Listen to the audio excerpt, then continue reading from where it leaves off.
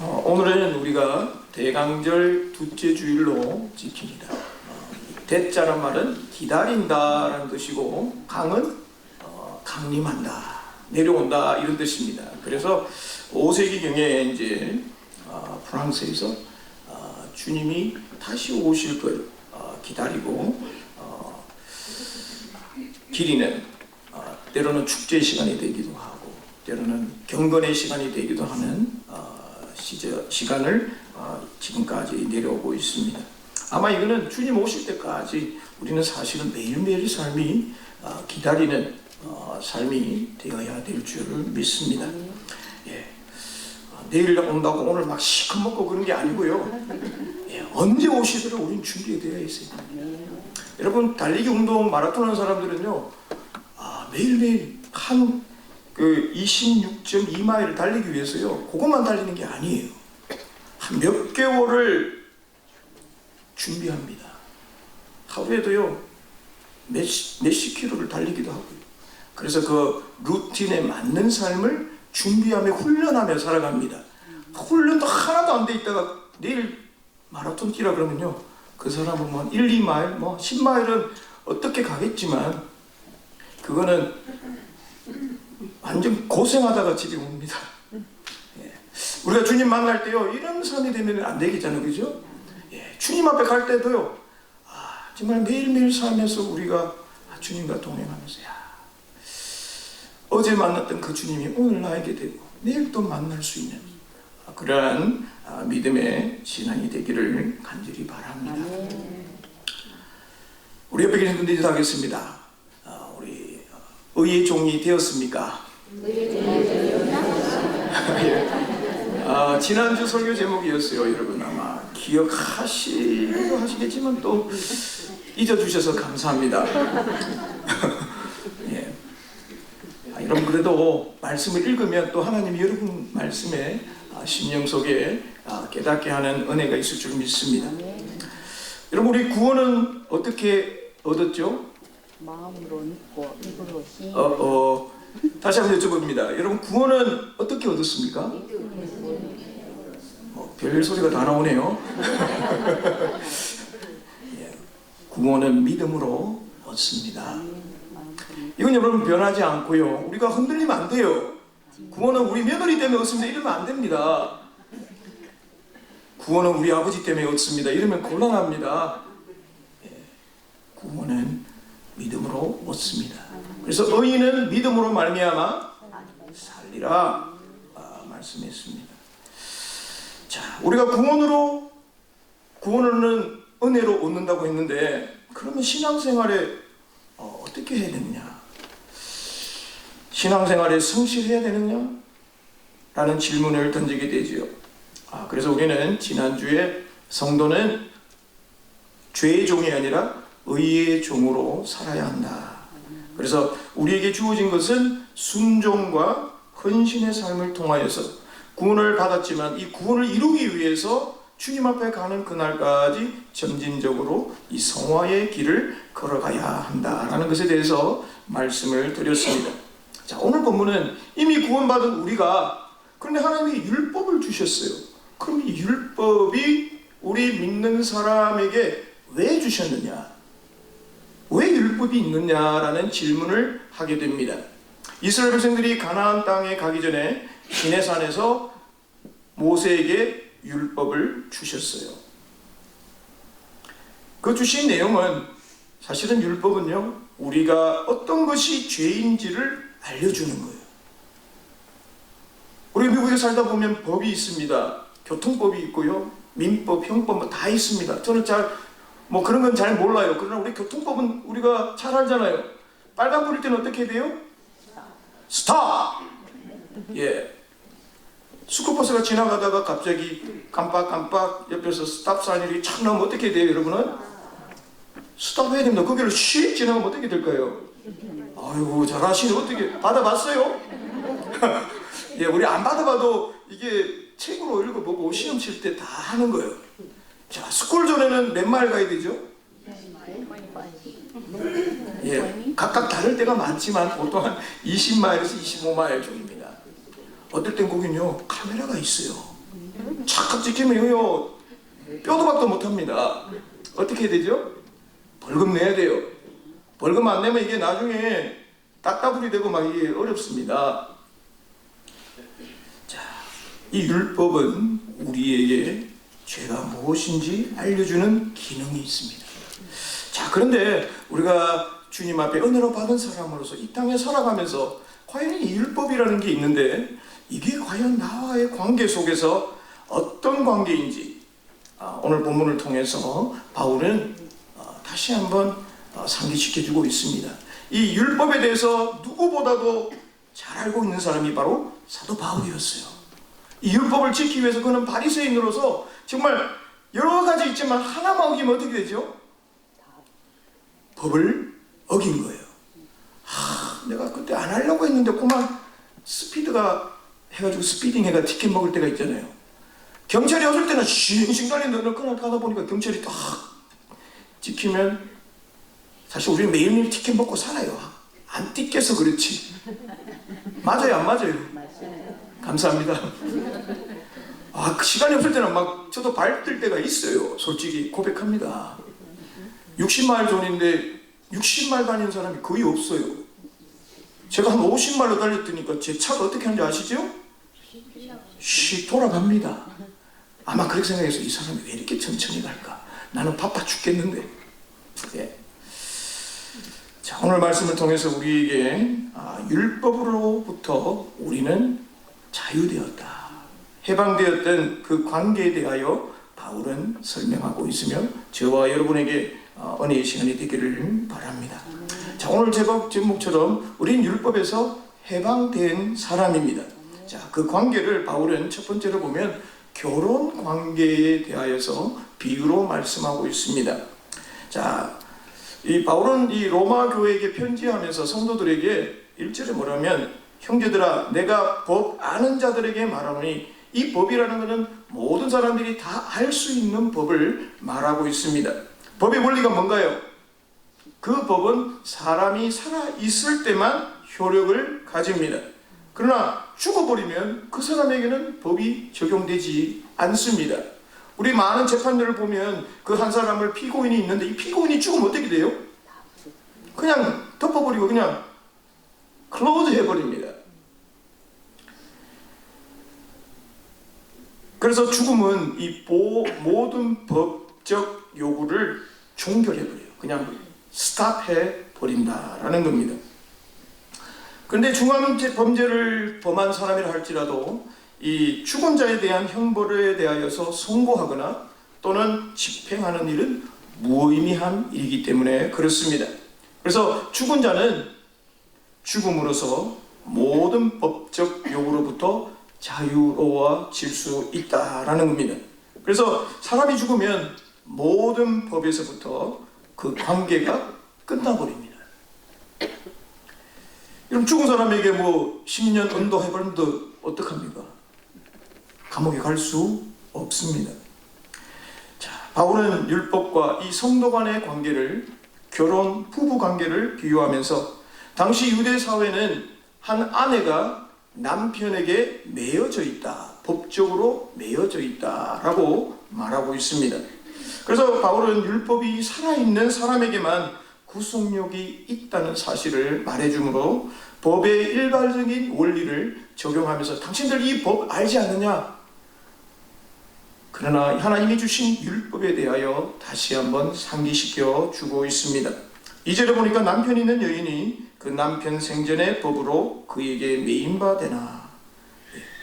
남편이 있는 여인, 한 여인은 남편에게 결혼함으로 말미암아 매인바 되었다. 남편이 살아있을 때는 남편과 뗄래야 뗄 수 없는 관계라는 겁니다. 그러나 만일 그 남편이 죽으면 남편의 법에서 벗어난다. 그러니까 남편이 돌아가시면 그 남편과 전혀 관계가 없다라는 것을 말합니다. 남편이 뭐 돌아가셨는데 뭐 살아나셔가지고 뭐 하는 게 아무것도 없다라는 것이죠. 자, 결혼을 통해서 이 아내는 당시에 남편의 권위 안에 들어가게 되어 있습니다. 요즘은 뭐 여성 상위 시대잖아요, 그죠? 그 당시에 보면은 남성이 참 어떤 여성의 이렇게 결혼을 통하여서 이 여성분들이 남성에게 여기 보니까 매여 있다는 말은 뗄래야 뗄 수 없는 그런 관계 속에 있고 그 남편의 어떤 권위 아래 두어졌다라는 것을 말해주고 있습니다. 그러나 남편이 죽으면 그 남편의 법에서 자유로운 사람이 된다라고 말해주고 있습니다. 그래서 남편이 죽으면 다른 남자에게 재혼할까 할지라도 정죄받지 않는다라는 겁니다. 왜냐하면 남편의 법에서 해방되었기 때문에 그렇습니다. 자, 그런데 3절에 보면 그러므로 만일 그 남편이 생전에 남편이 살아계세요. 그런데 다른 남자에게 가면 뭐라고요? 자, 음녀다라고 말합니다. 그러나 만일 남편이 죽으면 그 법에서 자유롭게 되나니 다른 남자에게 갈지라도 음녀가 되지 아니한다. 예. 남편이 살아계실 때 다른 데 눈 뜨지 말라는 거예요. 다른 남자에게 가지 말라는 겁니다. 예. 간음한 여인을 말하고 있습니다. 그래서 이 남편과 그 부부관계를 설명하면서 이 율법과 남편 되는 이 율법과 이 부인 되는 우리 성도 간의 관계를 지금 설명하고 있는 거예요. 그래서 이 남편의 죽음은 이 결혼 관계를 끝내고요, 그 아내는 다른 관계를 맺을 수 있다라는 그런 자유를 얻게 된다는 것을 말씀해주고 있습니다. 그래서 부부 중에 한 분이 사망했을 경우에 다른 배우자와 다시 결혼한다는 것은 합법적이다라는 것은 우리는 너무나도 잘 알고 있습니다. 그래서 바울은 우리가 원래는 이 율법이라는 남편이라는 여기 결혼에 갖고 있는 율법에 매여 있는 자들이 있지만 이제 그리스도와 함께 죽음으로 말미암아 이제는 율법에 매여 있는 것이 아니라 그리스도와 함께 영적으로 재혼한 거룩한 신부라는 것을 설명해 주고 있습니다. 그래서 우리는 더 이상 율법 아래 있는 것이 아니라 그리스도의 사랑과 은혜 안에 사는 복된 성도라는 것입니다. 이해되십니까? 네, 감사합니다. 우리 성도들은 이해가 참 잘하시네. 자, 두 번째로 우리에게 그러면 율법과 우리의 관계는 그러면 무엇인가? 자, 한마디로 말하면 자유로운 자다라고 말합니다. 자, 이걸 여러분 오해하시면 안 돼요. 야, 우리는 그럼 율법 아래 있지 않으니까 마음대로 죄를 지어도 된다. 그 당시에 그런 사람들이 너무너무 많았어요. 여러분, 이 시대는 어떨까요? 예수님을 믿지만 이미 받은 구원, 어차피 나는 구원 받았는데 뭐 세상에 살 때는 뭐 아무 때나 그러면 안 된다는 거예요. 하나님의 백성답게 그리스도의 신부답게 살아야 한다는 것을 바울은 강조하고 있습니다. 칭의로 된 의롭게 된 성도는 율법의 법적 구속력에서부터 벗어났다라는 것을 강조하고 있는 내용이죠. 그래서 우리는요, 그리스도와 함께 죽었기 때문에 율법에 대하여 죽었다라고 말하고 있습니다. 여러분, 율법은 하나님의 법이에요. 그래서 이게 나쁜 것도 아니에요. 그래서 율법 스스로는 죽지 않습니다. 따라서 죽어야 될 상이 누굴까요? 율법이 아니라 우리가 죽어야 돼요.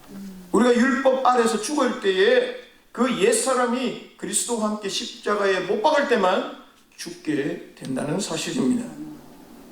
그래서 4절에 보면 그러므로 내 형제들아 너희도 그리스도의 몸으로 말미암아 율법에 대하여 죽임을 당하였으니, 예수님께서 십자가에 돌아가실 때에 우리도 또한 그것을 믿음으로 말미암아 우리의 죄도 죽게 되어서 율법에 죽임당한, 더 이상 율법에 아래 있지 않다라는 우리의 신분을 다시 한번 가르쳐주고 있습니다. 그래서 죽은 자 가운데서 살아나신 이에게 가서, 그 이가 누군가요? 바로 예수 그리스도입니다. 우리의 신분이 죄의 종에 있다가 예수 그리스도로 말미암아 믿음으로 말미암아 우리가 그리스도를 위하여서 우리 주님 앞에 가면 바로 우리 인생의 삶이 하나님을 위하여 열매를 맺게 하려 함이라. 전에는 죄의 사망의 자리에 있었지만 이것이 우리의 신분이 예수님을 통하여서 주님을 믿고 갈 때에 우리가 율법으로부터 벗어나서 하나님의 통치 아래 하나님의 말씀 앞에 거할 때에 우리가 거룩한 열매를 맺게 되어 있다고 분명히 말씀해주고 있습니다. 율법에 대해서 죽었다는 말은 죄에 대해서 죽었다. 그럼 우리는 죄를 짓지 않는가요? 짓습니다. 그러나 오늘 우리에게 말씀한 것은 그리스도의 죽음이 이 모든 율법의 요구를 충족했기 때문에 더 이상 율법의 저주 아래 있지 않다는 거예요. 사망의 권세 아래 있지 않다는 거예요. 그래서 예수님이 사망의 첫 열매가 되셨다라고 말씀하고 있습니다. 우리는 전 남편이었던 이 율법에서 벗어나 새 남편 대신 바로 그리스도께 속한 사람, 그리스도와 연합된 사람이라는 사실을 기억하시기 바랍니다. 자, 이에게 가서라는 말은 그리스도께 속한 사람이라는 거예요. 그리스도와의 연합을 말하고 있습니다. 이 바로 이것이 율법의 목적이 우리를 율법으로는 살 수가 없으니까 그리스도로 가게 만든 일이라는 겁니다. 그래서 우리의 삶이 주님 앞에 감으로 말미암아 거룩한 삶을 맺어가게 되어 있다는 것, 당연하게 거룩함을 맺게 되어 있다라는 겁니다. 주님이 함께 하시면, 주님과 동행하면 당연하게 맺어야 되는 것이 바로 거룩한 삶이라는 겁니다. 하나님의 은혜는 죄를 범해도 취소되지 않는다. 그러한 사실을 우리가 확인하는 게 아니고요. 자, 다시 말씀드립니다. 하나님의 은혜가 있는데 우리는 죄를 아무리 범해도 구원이 취소되지 않는다. 이거는요, 우리 하나님의 그 사랑을 아주 값싸게 보는 거예요. 여러분, 값싸면 어떻습니까? 귀중하게 여기지 않습니다. 이 워싱턴주는 비가 많이 와서 명품과 작품을 잘 압니다.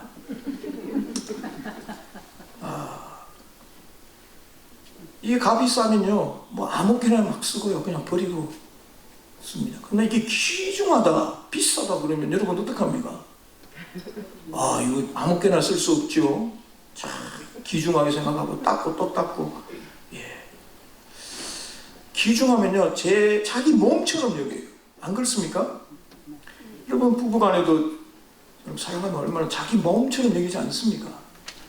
아멘이 없으시네.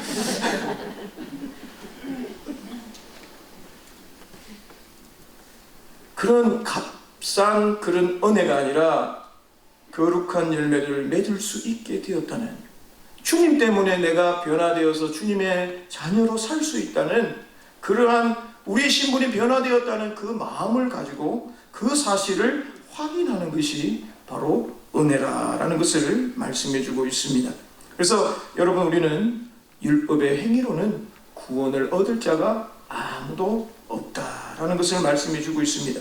그래서 성경은 이것을 옛사람이라고 말했고요, 그 결과가 열매가 사망이라고 말씀해 주셨습니다. 바로 5절에 보면 우리가 육신에 있을 때에, 이 말은 우리가 주님을 믿지 않았을 때, 불신자였을 때, 거듭나지 못했을 때에 율법의 말미암아 우리가 죄를 지어도요, 그게 우리에게 죄책감이 없는 거예요. 그래서 결국 사망으로 가게 한다라는 것을 말씀해 주고 있습니다. 여러분, 우리는요, 태어나면서부터 참 죄성을 갖고 있습니다. 여러분, 우리가 살다 보면 어릴 때 그랬잖아요. 우리 부모님이 뭐 하지 마라 하는 게 더 많잖아요. 찬장 위에 있는 설탕 먹지 마라. 말 안 해줬으면 안 먹을 텐데 괜히 말해줘가지고 그거 먹고 싶게 만들어가지고. 여러분, 왜 하지 말라고 했을까요? 십계명에도 보면은 하라는 것도 있어요. 내 부모를 공경하라, 살인하지 말라, 간음하지 말라, 도적질하지 말라, 내 이웃의 것을 탐내지 말라. 말라가 더 많아요.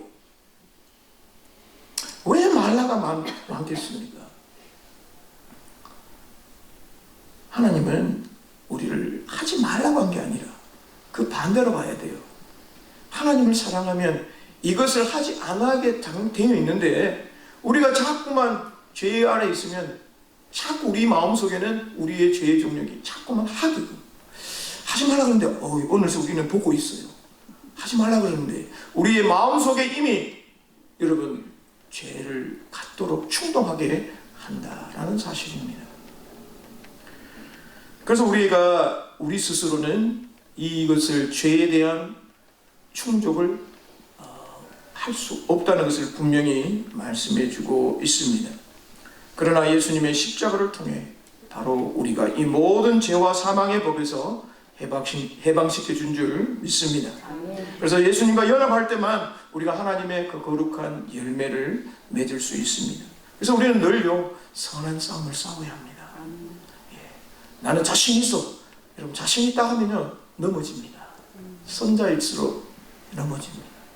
내가 하는 것이 아니라 우리와 함께 하신 주님 때문에 내가 할 수 있다고 고백하고 나아가시기를 바랍니다.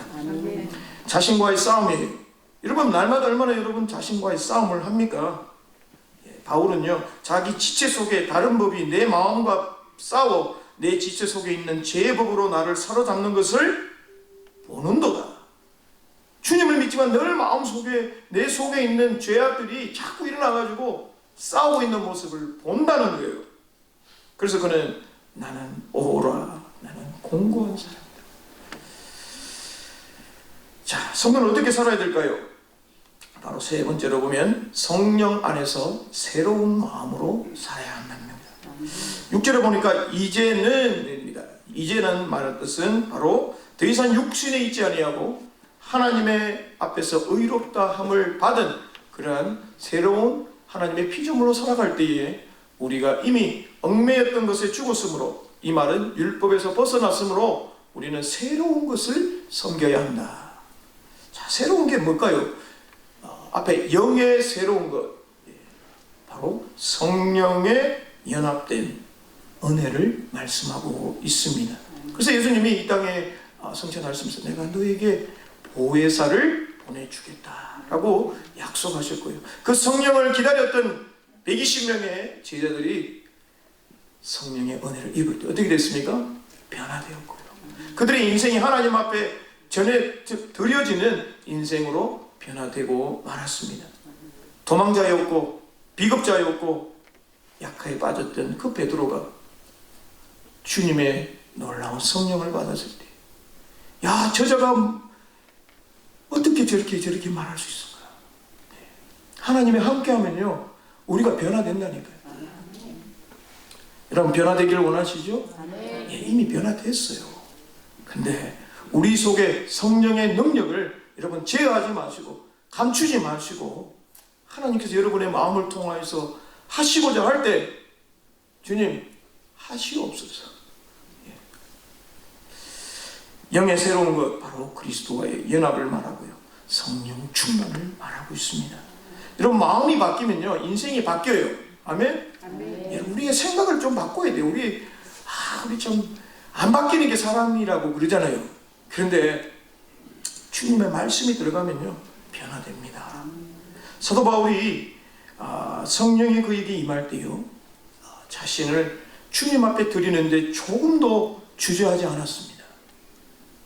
담에서 만났던 그 주님을 만나고 난 다음에 바울이 다시 바리새인으로 돌아가지 않았어요.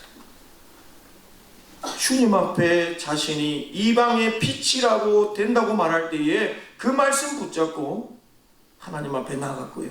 바나바와 함께 수리아 안디옥에서 열심으로 사역했고 거기서 파송받아서 저 터키 땅으로 그리스 땅으로 가서 복음을 전했지 않습니까? 한두 번도 아니고 3번, 4번, 5번까지 로마에서도 가도 내가 복음을 전해야 되겠다 그런 마음으로 비록 죄인으로 가지만 시자 앞에서 예수 그리스도가 살아계신 하나님의 아들임을 전파하고자 그 마음속의 열정이 그 속에 가득했다라는 것입니다.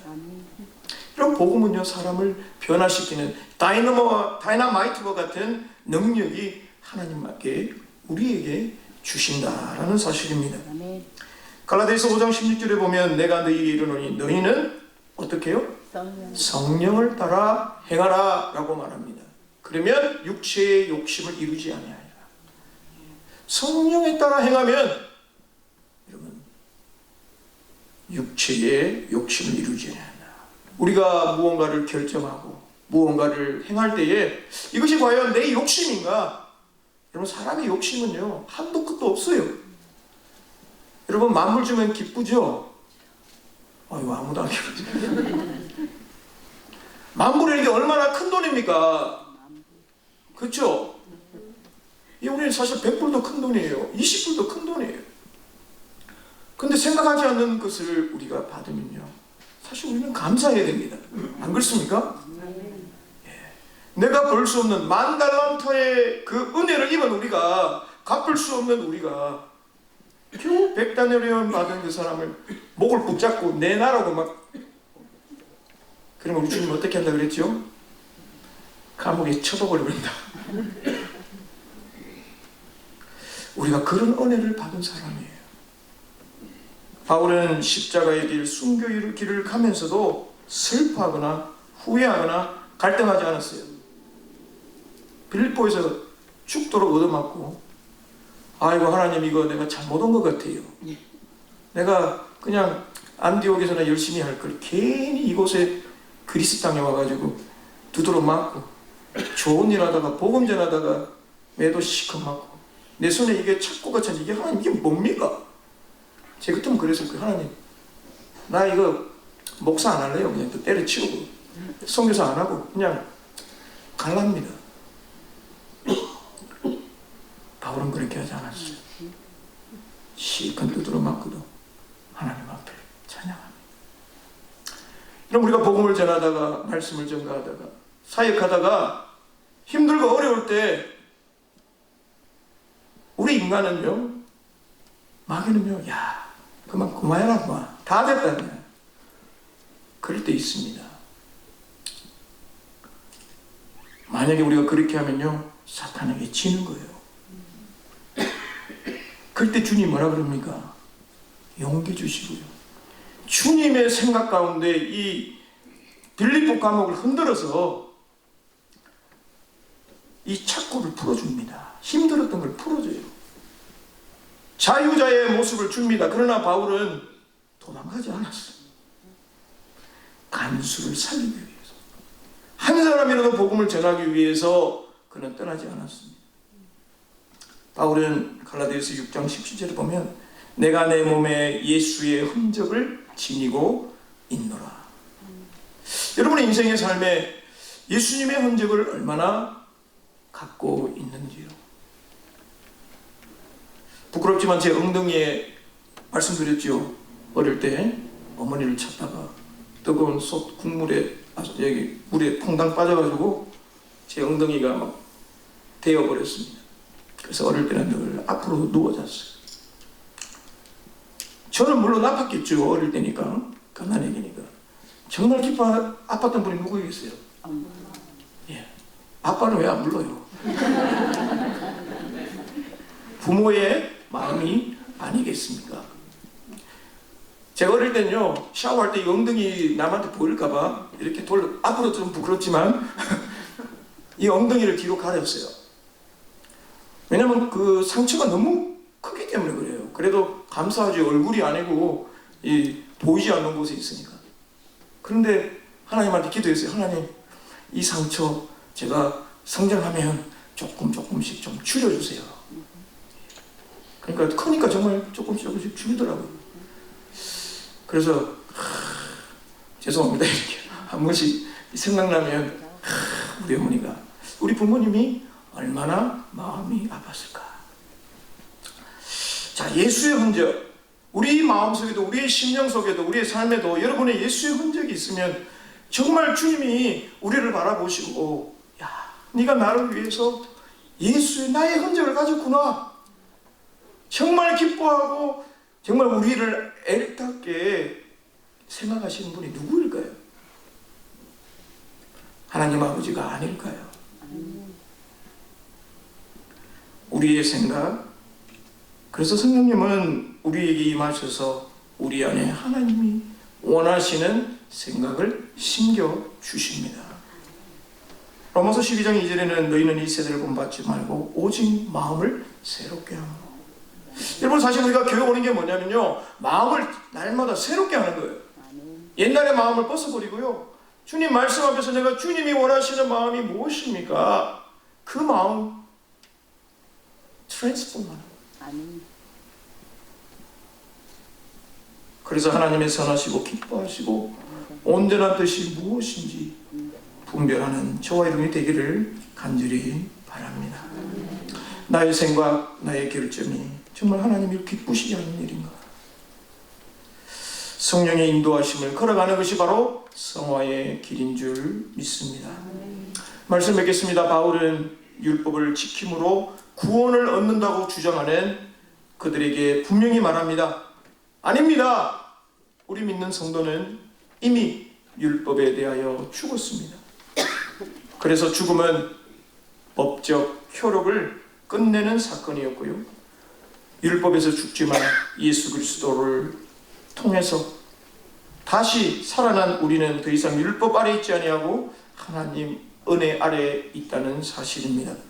그러므로 사랑하는 성도 여러분, 우리가 율법에 대하여 그리스도를 통하여 죽었지만 죽은 것으로 끝나는 것이 아니라 새 생명으로 그리스도와 함께 사는 삶이고 하나님을 위하여 열매 맺는 자임을 늘 기억하셔서 오늘도 성령께서 여러분에게 인도하시는 그 마음의 영을 여러분 깊이 받아주시고 또 함께 하셔서 하나님이 정말 우리에게 원하는 의도가 무엇인지 깊이 깨달아서 그리스도의 사랑 안에서 거룩한 열매들을 풍성하게 맺어가는 저와 여러분 되시기를 주님의 이름으로 축원합니다. 기도하겠습니다. 좋으신 하나님 감사합니다. 우리를 죄의 종이 아니라 의의 종으로 하나님의 거룩하신 열매로 맺어가게 하시고 그것을 위하여 우리에게 예수 그리스도를 이 땅에 보내주셨음을 다시 한번 감사합니다. 그 믿음으로 걸어가게 하시고 하나님 우리에게 율법을 주신 것은 율법을 하나님보다는 하나님을 더 사랑하게 하신 그 뜻을 깨달아 걸어가게 하여 주옵소서. 오늘도 주님 말씀 앞에 다짐하며 성령의 충만함을 늘 기억하는 저희들 되게 하여 주옵소서. 예수님 이름으로 기도합니다.